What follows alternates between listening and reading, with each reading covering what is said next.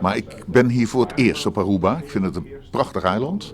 En ik ben voor het eerst hier. En ik zit nu in overleg met de korpsleiding. En mijn idee is dat hier hele mooie dingen gebeuren. Dat men transparanter wordt. Dat men op allerlei manieren probeert verbinding met de burgers aan te gaan. Social media heb ik net begrepen. Echt een speerpunt. Men werkt aan het vertrouwen. Hè. De burger moet zijn politie willen vertrouwen. En ik heb ook het idee dat men, en ik denk dat geldt ook voor mij, buitengewoon trots is op al die collega's. En de sterkte is niet op orde. Maar al die collega's die hier hun uiterste best doen om Aruba veilig te houden. En dat merk ik hier.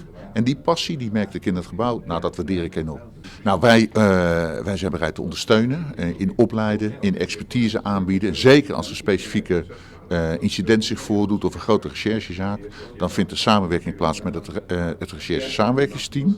Maar wij zijn ook bereid. Maar dat gaat dan echt om specifieke expertise in een bepaald geval te leveren. Uiteindelijk zijn we één koninkrijk. En zullen we het met elkaar moeten doen. Primair moet het korps het zelf doen, dat zeg ik ook. Maar daar waar nodig kan men altijd terugvallen op samenwerking met RST of de Nederlandse politie.